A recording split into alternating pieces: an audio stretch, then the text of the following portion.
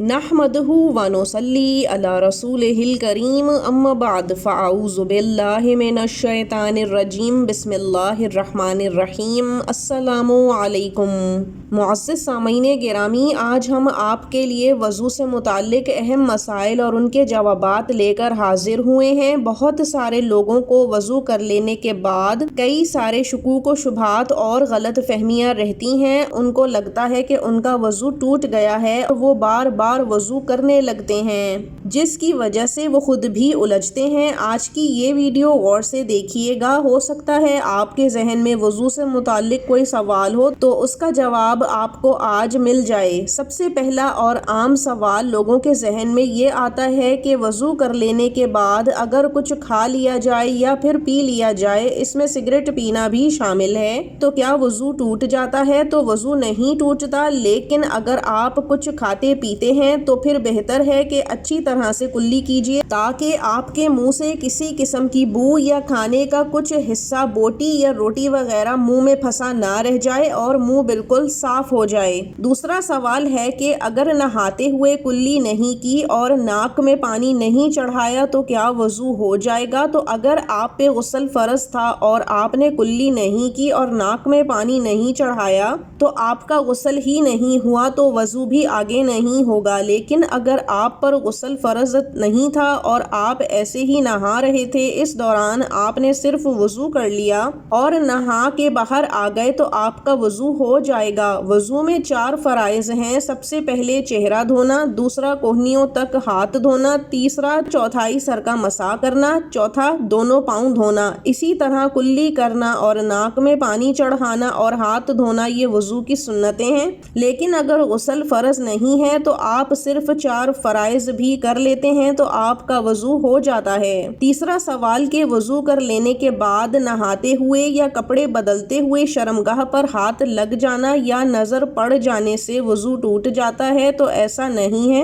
علماء کرام کا اس پہ اختلاف ضرور ہے، لیکن اگر آپ سے غلطی سے ہاتھ لگتا ہے یا نظر پڑ جاتی ہے شرمگاہ پر تو وضو فاسد یعنی ٹوٹتا نہیں ہے۔ چوتھا سوال کہ کیا کپڑے بدلتے ہوئے سطر کھل جائے تو وضو ٹوٹ جاتا ہے؟ تو چاہے مرد ہو یا عورت، وضو کرنے کے بعد اگر کپڑے بدلتے ہوئے سطر کھل جاتا ہے تو وضو ٹوٹتا نہیں ہے۔ پانچواں سوال کہ وضو کر لینے کے بعد اگر ماں یا خاتون چھوٹے بچے کا پیشاب پخانہ یا الٹی صاف کرائے یا پھر پیمپر اور کپڑے بدلائے تو کیا اس کا وضو ٹوٹ جاتا ہے؟ تو بچے کی صفائی کرانے سے وضو نہیں ٹوٹتا، لیکن جو نجاست آپ کے ہاتھ پہ لگی ہے اس کو اچھی طرح دھو لینا لازمی ہے۔ چھٹا سوال کہ کیا عورت کی وضو ناک میں نتنی اور کان میں بالی پہنے ہوئے ہو جاتی ہے؟ تو بالکل ہو جاتی ہے، لیکن اس چیز کا خاص خیال رکھیں کہ چہرہ دھوتے ہوئے اور کان میں انگلی چلاتے ہوئے نت اور بالی کے نیچے سے بھی پانی ضرور لگائیں یا بہائیں تاکہ وہ جگہ خشک نہ رہ جائے۔ اگر ناک میں نتنی کے نیچے اور کان میں بالی کے پیچھے جگہ خشک رہ جاتی ہے تو وضو نہیں ہوگا۔ اسی طرح سے اگر کوئی انگوٹھی وغیرہ بھی پہنی ہوئی ہے تو وضو کرتے ہوئے اس کو بھی گھما لیں تاکہ جلد خشک نہ رہے، پانی وہاں پر پہنچ جائے۔ ساتواں سوال کہ وضو کر لینے کے بعد شہادت کی انگلی اٹھا کے دوسرا کلمہ پڑھنا، اس کی کیا حقیقت ہے؟ تو بالکل شہادت کی انگلی اٹھا کر مرد ہو یا عورت دوسرا کلمہ ضرور پڑھ سکتے ہیں، پڑھنا بھی چاہیے، اور ان دونوں ہی کو اس کی بھرپور فضیلت اور برکات حاصل ہوں گی۔